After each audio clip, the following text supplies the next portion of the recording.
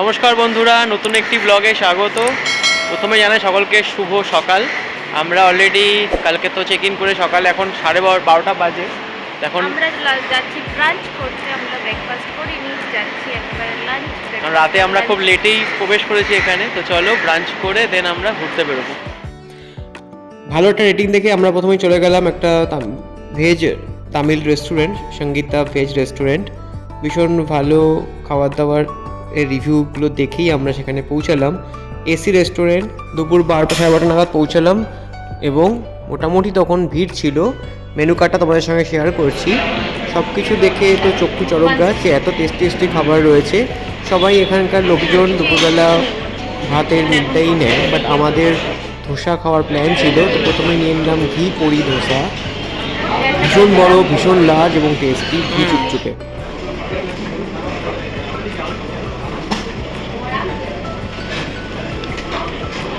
How is it? তো good. ঘিয়ের গন্ধটা সুন্দর ভালো আসছে, কারণ এটা ছিল ঘি পড়ি ধোসা। এটা কাট ছিল তোমার choice, but ultimately it ended up good. এত সুন্দর একটা লাঞ্চ করার পরে অবশ্যই এবার ঘুরতে যেতে হচ্ছে। আর এর জন্য ক্রেডিট গোস টু গড়িয়া, কারণ ও না দেখে ও চয়েস করেছে আমাদের এই ঘি পড়ি ধোসা, যেটা অসম্ভব সুন্দর ভালো ছিল। সেখান থেকে আমরা র্যাপিডো অটোতে বুক করে চলে গেলাম চেন্নাই মিউজিয়াম। আমাদের ইন্ডিয়ান মিউজিয়াম যেমন কলকাতায় রয়েছে, ঠিক জাদুঘর, ঠিক সেরকমই একটা চেন্নাই মিউজিয়াম। তো সেখানে আমরা গিয়ে টিকিট কেটে নিলাম। 15 টাকা পার হেড টিকিট রয়েছে, বাচ্চাদের 10 টাকা এবং ফরেনারদের জন্য অবশ্যই বেশি। এবং স্টার্টিংয়ে একটা পোঙ্গলের তোমরা একটা স্ট্যাচু দেখলে, ঘট। ধীরে ধীরে আমরা এই ছায়াবিস্তৃত অঞ্চলের ভেতর দিয়ে এগিয়ে চলেছি। এই লাল যে বিল্ডিং দেখতে পাচ্ছ, সেটা হচ্ছে অডিটোরিয়াম। সেটা অনেক সময় রেন্টে ভাড়া নেওয়া যায়, আর অনেকেই এখানে রেস্ট নিচ্ছে। ভালো আরাম নেওয়ার জায়গা। অনেক সময় ঘুরতে ঘুরতে যদি তোমরা খুব ক্লান্ত হয়ে পড়ো, অবশ্যই রেস্ট নিতে পারো। ধীরে ধীরে আমরা এগিয়ে চললাম মিউজিয়ামের ভেতরে। তো সামনেই শুরুতেই রয়েছে এই বিভিন্ন স্থাপত্যকলার নিদর্শন। বহু প্রত্নতত্ত্ববিদদের জন্য এটা ভীষণ আদর্শ জায়গা। টোটাল 6টা রুম রয়েছে। ফার্স্ট ছিল অ্যানথ্রোপোলজি রুম, দেন বায়োলজি, দেন আর্ট গ্যালারি বা চিলড্রেন্স মিউজিয়াম, বিভিন্ন রকম ছিল। তো এখানে এখন আমরা প্রবেশ করেছি বায়োলজি মিউজিয়ামে। তো সেখানে বিভিন্ন পশুর অস্থি, স্কেলিটন সুসজ্জিত রয়েছে এবং তার ফটো দেওয়া রয়েছে যাতে তোমরা বুঝতে পারো। এবং ভীষণ ঘরটার মধ্যে একটা সোদা সোদা গন্ধ পেলাম। পুরোনো দিনে আমি যখন স্কুল কলেজে ছিলাম, তখন যে কেমিস্ট্রি ল্যাব বা বায়োলজি ল্যাবের সোদা সোদা গন্ধ, সেই স্যাঁতস্যাঁতে গন্ধটা আমি আবার পেলাম এবং ভীষণ সেই পুরোনো দিনের কথাগুলো মনে পড়লো। বিভিন্ন স্কেলিটনগুলো সাজানো রয়েছে। যারা লাইফ সায়েন্স, বায়োলজি নিয়ে পড়াশোনা করছো, পশু পাখি ভালোবাসো, তাদের জন্য ভীষণ আদর্শ একটা জায়গা। ধীরে ধীরে আরও এগিয়ে চলেছি। এই দেখো, ওপরে একটা বিস্তৃত স্কেলিটন সাজানো রয়েছে। এটা একটা তিমি মাছ, নীল তিমি মাছের এত বড় হিউজ স্কেলিটন। দেন আর একটু এগিয়ে গেলে বিভিন্ন কচ্ছপ সংগ্রহশালা রয়েছে।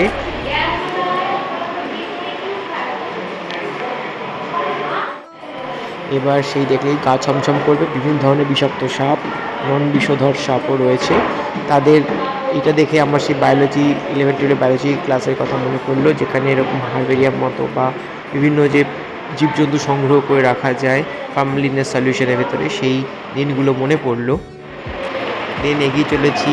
এখানে বিভিন্ন রকম হাঁস কত রকমের হতে পারে, তার বিভিন্ন টাইপস, ক্রেন, সারস, সমস্ত কিছুই সাজানো রয়েছে পরপর। বাচ্চাদের তো ভীষণ ভালো লাগবে, ফর শিওর।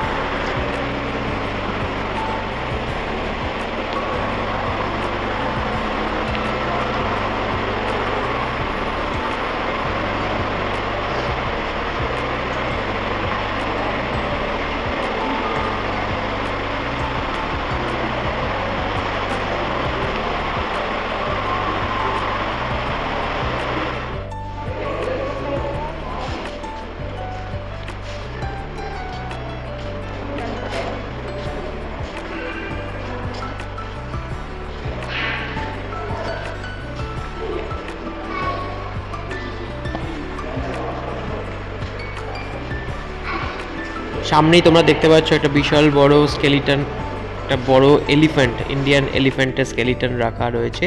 দেন আমরা চলে গেলাম কয়েন মিউজিয়াম, সেখানে বিভিন্ন সময় বিভিন্ন যুগের বিভিন্ন দেশের বিদেশের কয়েন সংগ্রহ করে রাখা আছে, তার ফটো দেওয়া আছে। তো এটাও একটা ভীষণ আকর্ষণীয় স্থান এবং প্রতিটা রুমেই যাচ্ছ সেখানে তার সামনেই সিকিউরিটি গার্ড রয়েছে, তারা প্রপার চেকিং করেই ভেতর প্রবেশ করতে দিচ্ছে।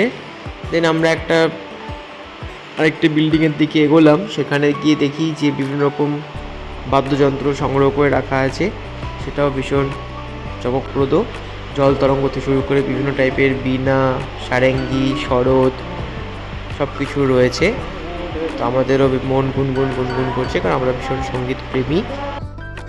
দেন এই রুমটার দিকে প্রবেশ করলাম, সেখানে বিভিন্ন স্থাপত্যকলা রয়েছে সাজানো।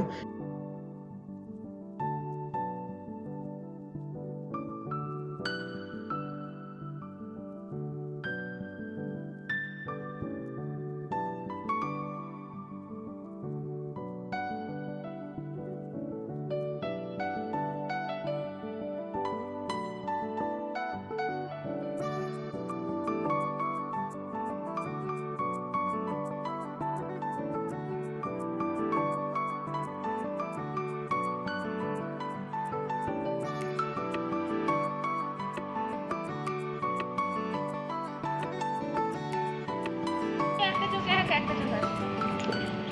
আদর করো, দেখছে, শুকছে।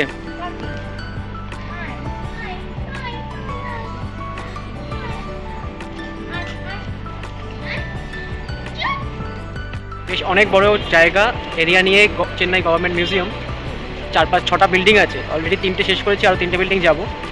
তো মাঝে একটু হাঁপিয়ে যাওয়ার কারণে আমি লস্যি আর মিল্কশেক, মোটেও না, বাটার মিল্ক এনজয় করছি করে এই ছায়া বিস্তৃত গার্ডেনটায় বসে আমরা এনজয় করি তোমাদের সাথে।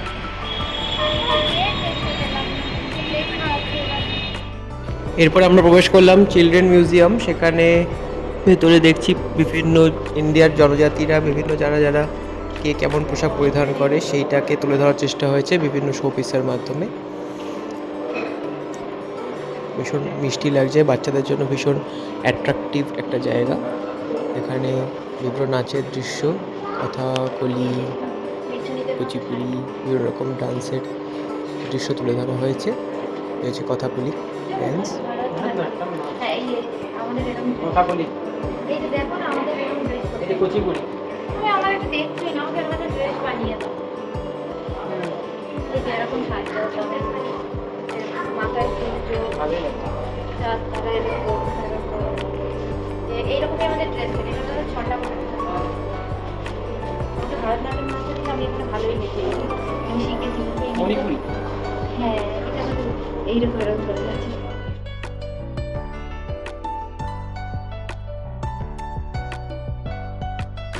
রাজস্থানের মানুষদের শাড়ি, গুজরাটি থেকে শুরু করে এবার বাঙালি ট্র্যাডিশনাল ধুতি পাঞ্জাবি এবং লাল পাড়ে সাদা শাড়ি, দুর্গাপুজো সব কিছুই তুলে ধরার চেষ্টা হয়েছে।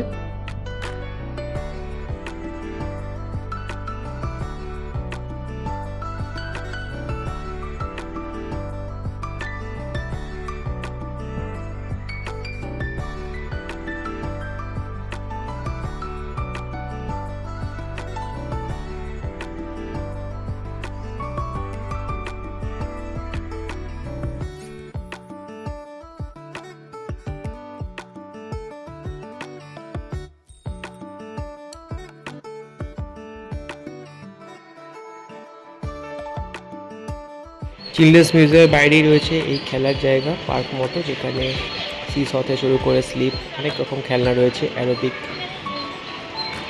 ওয়েদারের মধ্যে তোমরা এই খেলাধুলা করতে পারো, বাচ্চাদের জন্য বলছি। দেন ধীরে ধীরে এগিয়ে যাব আর্ট গ্যালারির দিকে। বাইরে সুন্দর হাওয়া দিচ্ছিল। এই সেই আর্ট মিউজিয়াম, তার সামনে আছি। তার বাইরেটা দেখেই মনে হবে যেন রাজস্থানে পৌঁছে গেছি, উদয়পুর জয়পুরের কোনো রাজপ্রাসাদ হবে। ভেতরেটা খালিই ছিল, কারণ আমরা উইকডেজে গেছিলাম। এই জায়গাটা মোটামুটি ভালোই লাগে, বিভিন্ন রকম ড্রয়িংস রয়েছে আর অনেক বিদেশিরাও এসে দেখলাম ফটো তুলছে।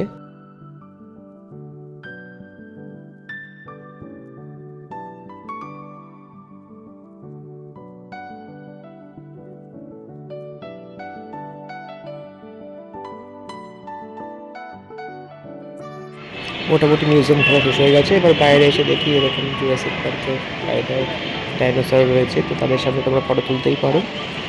প্রচুর ছেলেমেয়েরা পড়াশোনা করছে। এখানে একটা মিউজিয়াম আছে, সেখান থেকে বই তুলে তারা নোট বানাচ্ছে, পড়াশোনা করছে।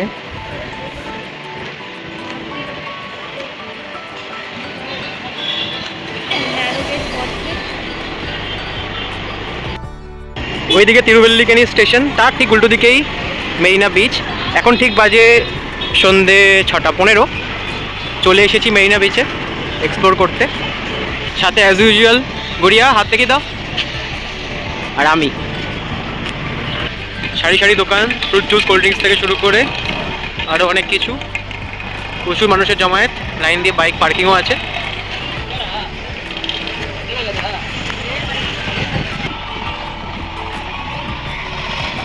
এই যে চেন্নাই স্পেশাল স্প্রিং পটেটো। কেউ যদি চায় ঘোড়ায় গাড়িতে করে ঘোড়া পিঠে চপে ঘুরতেও পারে সমুদ্র সৈকতে। তার সঙ্গে বাচ্চাদেরও আমোদ প্রমোদের জায়গা রয়েছে। মনে হবে যেন মেলাতে আমাদের যেমন হয়ে থাকে ঠিক সেরকম ব্যবস্থাপনা এখানেও আছে। ছোট ছোট ঘোড়ার খেলনা, তার মধ্যে গাড়ি বাইকও আছে দূরে। এই দেখো বাইক। কিলোমিটার হাঁটলাম চটি হাতে, এসে পৌঁছালাম সমুদ্রের পাড়ে। দেখো মোটামুটি 7-8 মাস হয়ে গেল লাস্ট মন্দারমণি গেছিলাম, দেন আবার বে অফ বেঙ্গলের স্বাদ। তাই তো গড়িয়া, ঠিক বললাম? This is Marina beach. আর ওয়েদারটা এখন বেশ মনোরম হয়ে গেছে। সারাদিন যে গুমট গরমটা ছিল সেটা চলে গেছে।